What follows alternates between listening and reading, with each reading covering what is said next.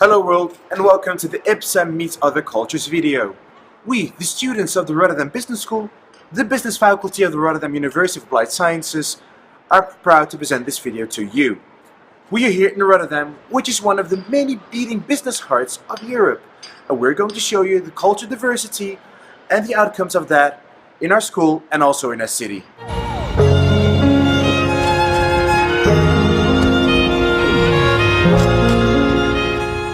Our city has 178 different nationalities living here that we could use to develop our understanding for other cultures.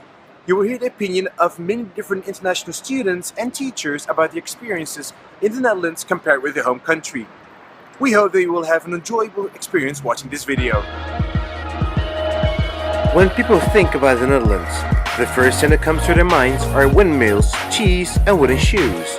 However, most people are unaware of the fact that the Netherlands has a lot of history and culture to offer. Rotterdam was bombed down during the Second World War and had to be rebuilt from the ground up. There were only 3 buildings remaining after the bombing, and that is why, in contrast to many other Dutch cities, Rotterdam is such a modern city filled with lots of modern architecture and skyscrapers.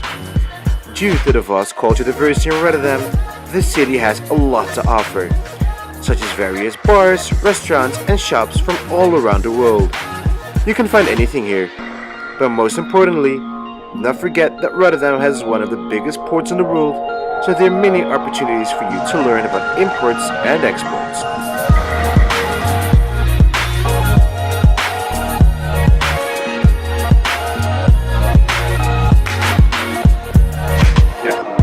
Now we're going to school.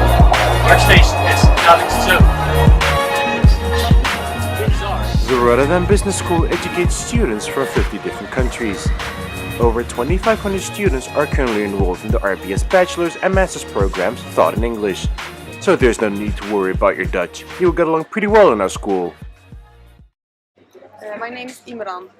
Laura. My name is Leeds. I'm Pos Ninomia.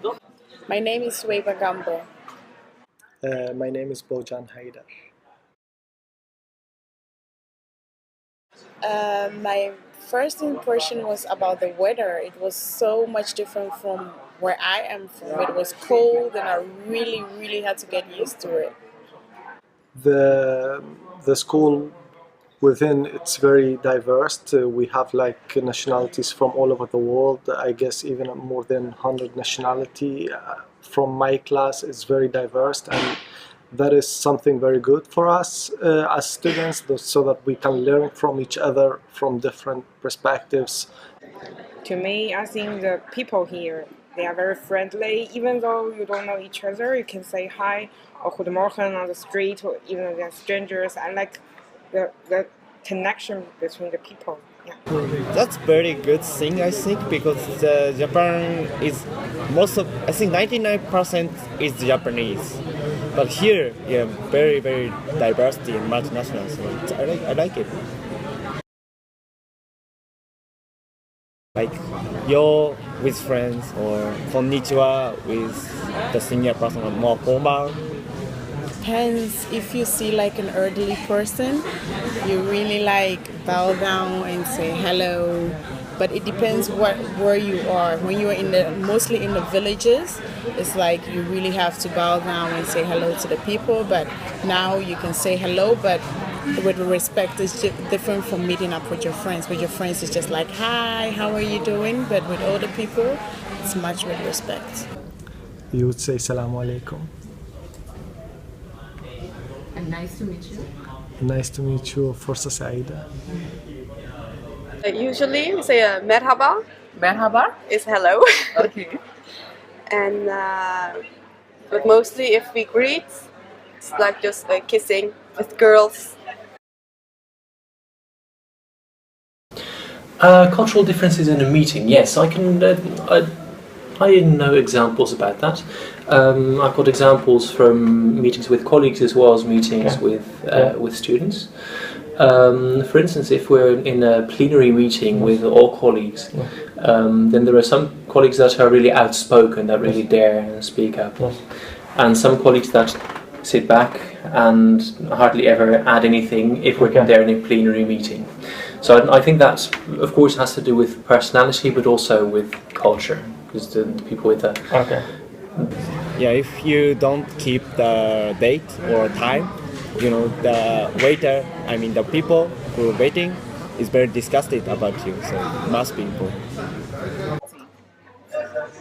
Well, in my culture, they are flexible with time. So it's not like here in Holland, everything is like very punctual. At time, 8 o'clock is 8 o'clock, but not in the Turkish culture. Not. It's like around that time. Because sometimes we have group assignment, we need to discussion, but some group members, they are not here, and we are kind of, okay, we have to wait. It is kind of waste he or her time and also waste our time. So I think, yeah, it's important.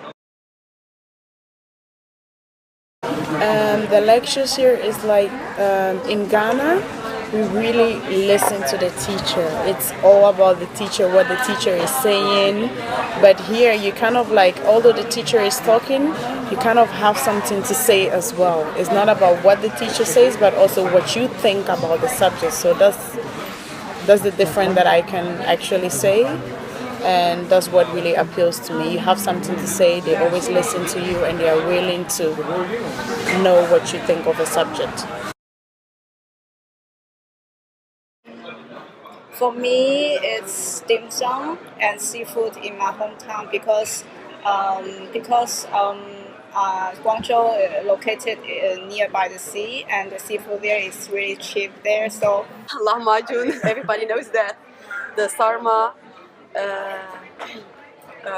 different kind of börek, we call it, with dough. You make it with like bread. We have biryani. Biryani is one of the most important dishes in the Middle East as a whole, and especially in Iraq. And then we have the so-called bamia. Bamia is, in English, the word is okra with rice. That is as well very traditional, those two things. Ma salama. Bye bye.